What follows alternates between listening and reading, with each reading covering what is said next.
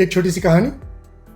पुराने समय की बात है। एक राजा दान धर्म में काफी विश्वास रखता था और गरीब लोगों को भोजन कराता था रोज। एक दिन खीर का कार्यक्रम था और उस दिन भी 100 गरीब लोग आए। खीर खाई उन्होंने, लेकिन उन लोगों की मृत्यु हो गई। राजा ने कारण जानना चाहा तो पता चला कि खीर को रसोइये ने खुला छोड़ दिया था और एक सांप कहीं से घूमता घामता रसोई में आ गया और उसने खीर में जहर छोड़ दिया। उसी खीर को खा करके उन गरीब 100 लोगों की मृत्यु हो गई। राजा को बहुत बुरा लगा। उसने पश्चाताप करने के लिए राजपाट छोड़कर जंगल की राह ली और उस तरफ चला गया।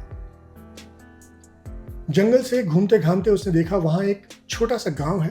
वो वहां पहुंच गया और चौपाल में कुछ लोग बैठे हुए थे गांव के। उनसे पूछा राजा ने कि यहाँ कोई ऐसा परिवार है, ऐसा घर है जहां सिर्फ धर्म कर्म की बात होती हो, जो आध्यात्म की बात सोचता हो, जो सिर्फ अच्छा सोचता हो, ऐसा कोई घर है? तो उन लोगों ने बताया कि हाँ, आगे जाकर के उसे ऐसा घर मिल सकता है जहां एक भाई बहन रहते हैं और वो हमेशा धर्म कर्म के काम में ही लगे रहते हैं। राजा उनके घर पहुंचा, वहां उसने शरण ली। तो रात जब उसने वहां बिताई, अगले दिन सुबह उठ करके जो प्रतिदिन बहन थी वो खाना बनाया करती थी और वो लोग आपस में दोनों भाई बहन मिलकर खाते थे। अब उस दिन मेहमान भी आया हुआ था, तो उस दिन बहन को पूजा करने में थोड़ी देर हो गई। जब वो पूजा से वापस आई तो भाई ने कहा कि तुम्हें तो पता है आज एक मेहमान आया हुआ है घर पे और तुम्हें देर हो गई। उसने कहा भैया क्या करूं, वो धर्मराज के घर में थोड़ा बातचीत चल रही थी किसी एक मुद्दे को लेकर के, उसकी वजह से मुझे देर हो गई। भाई ने पूछा ऐसी क्या बात हो गई थी? तो उसने बताया कि धर्मराज यमराज के वहां सभा में एक मामला आया था जिसमें किसी एक राजा के यहाँ खीर खाने के बाद 100 गरीब लोगों की मृत्यु हो गई।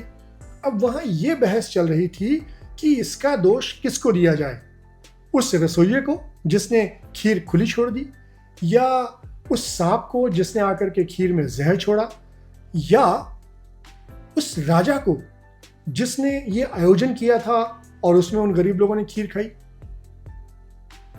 राजा ने जब ये बातचीत सुनी तो उसके मन में कौतूहल जागा, सवाल जागे और उसने भी बहन से प्रश्न कर लिया कि देवी क्या आप बताएंगी कि वहां फिर उस सभा में क्या निर्णय हुआ?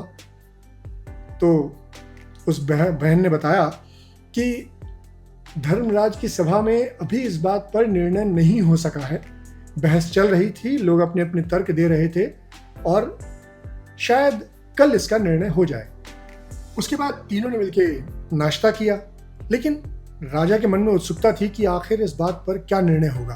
तो उसने उन दोनों से प्रार्थना की कि उसे एक दिन और वहां रुकने दिया जाए, जिससे उसे ये पता चल सके कि क्या फैसला होता है।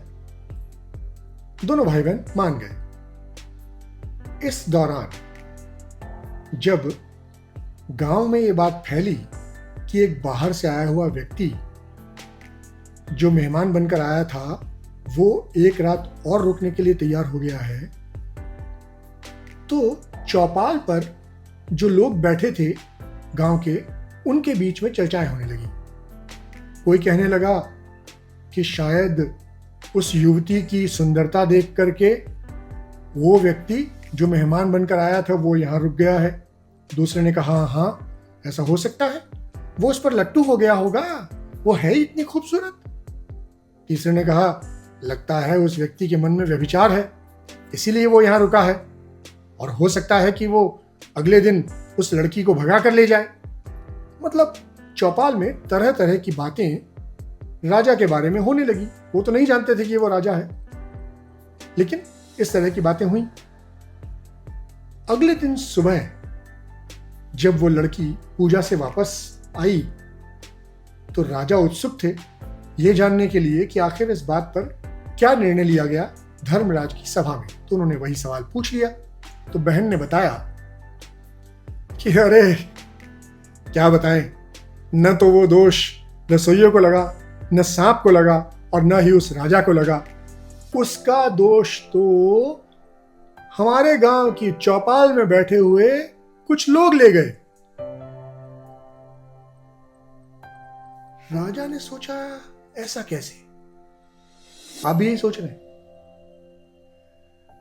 दरअसल होता क्या है कि जब कोई किसी को जाने बिना, समझे बिना उसकी निंदा करता है तो वो उसका पाप का भागी हो जाता है।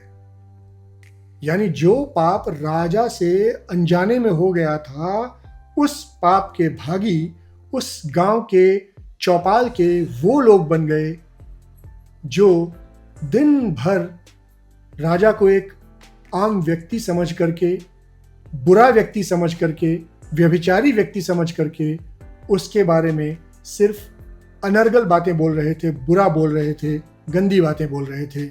उनके सर चढ़ गया और इस वजह से राजा एक तरह से धर्मराज की सभा में बरी हो गया। तो निंदा बेकार की बात है। क्यों किसी की बुराई करना?